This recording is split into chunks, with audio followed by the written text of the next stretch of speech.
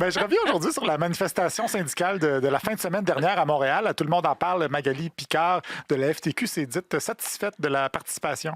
Mais c'est difficile de faire une grève sociale si tu n'as pas l'appui de la population. Il y avait quand même 50 000 personnes hier, là, un 29 novembre, puis on n'était pas dans la rue pour négocier des augmentations de salaire. Là. C'est pas très sexy de sortir les gens dans la rue. Hein?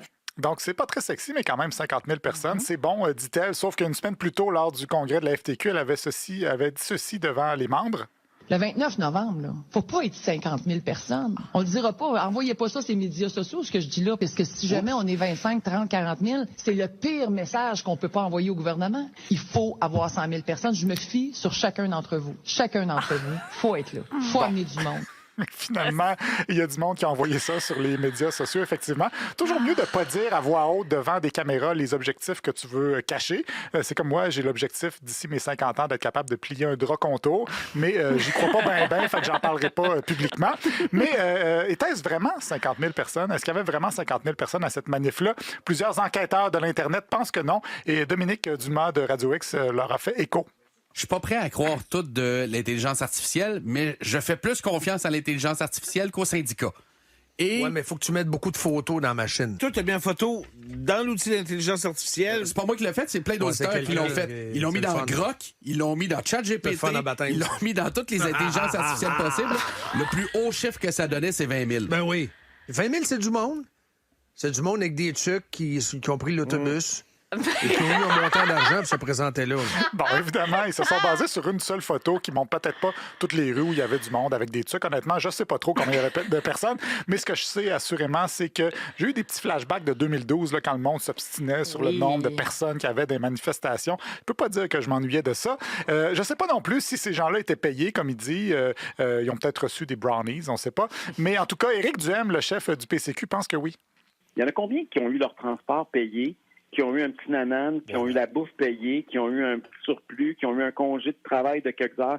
Il y en a combien qui étaient là? Pas parce que nécessairement ça le tentait, mais c'était le fun d'aller passer un week-end à Montréal, peut-être même de se faire payer une nuit à l'hôtel. Il y en a combien là-dedans que c'était des manifestants, c'était des comédiens, là, c'était des espèces de... Je sais pas comment dire ça, là, mais des acteurs de support. Là. Des comédiens, ça, j'avoue, je l'avais pas vu venir, celle-là. La FTQ aurait fait venir des figurants, une belle façon d'accumuler des crédits UDA, j'imagine. Hâte de voir qui sera nommé dans la catégorie meilleur acteur de soutien dans une manifestation contre un projet de loi aux Gémeaux l'année prochaine. Dans tous les cas, Magali Picard titille pas mal de monde. Benoît Dutrisac à Cube lui a suggéré de s'occuper des travailleurs et de lâcher ses projets connexes. Commencez à venir nous dire comment on va gérer le Québec, qu'on a un gouvernement de fascistes, de néo-nazis, d'extrême droite. Prends tes pilules aux 4 heures. Oui, prends tes pilules. Un appel au calme venant d'un gars qui carbure au rage bait. Le mot de l'année, selon le dictionnaire Oxford, en passant. Et elle a bien parlé de dictature, de mesures extrémistes, Magali Picard, mais pas de néo-nazis ou de fascistes. Là, c'est pas nécessaire d'en inventer. Dictature, c'est quand même assez déjà too much. Il faut dire que selon certains animateurs comme Denis Gravel de Boulevard FM, la plupart des leaders syndicaux sont des colons. Pourquoi, historiquement, dans 80 des cas, c'est les plus colons, les plus crétins, les plus rustres et les plus crottés de l'empire syndical qui se rendent à la tête? Ça, c'est une question intéressante. Pourquoi une tête syndicale pense qu'elle peut rentrer dans un bureau de premier ministre à coups de calice de tabarnak en donnant des coups de poing d'un mur? Ça se faisait dans les années 80. Oui. On est en 2025. Je te parle d'historiquement. Puis Magali Picard.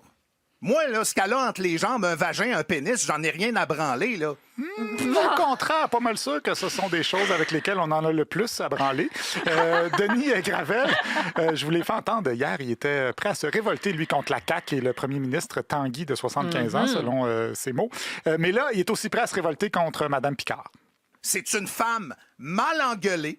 C'est une chef syndicale indigne qui, en plus, va dénoncer des choses qui se font ici au Québec.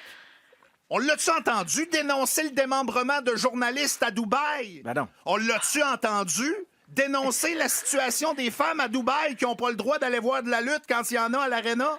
Effectivement, rien dit là-dessus. Magali Picard dénonçait les femmes qui peuvent pas aller voir la WWF de Dubaï. Son silence est assourdissant. On l'a pas entendu non plus sur la surpêche du flétan du Groenland, des putois qui sont en voie d'extinction ou l'avantage numérique déficient du Canadien. Là, je suis un petit peu malhonnête parce qu'évidemment, on se rappelle du voyage à Dubaï de Magali Picard pour la COP il y a quelque temps. Ça revient sans arrêt d'ailleurs dans les médias, tellement que dans certaines radios, on l'appelle maintenant.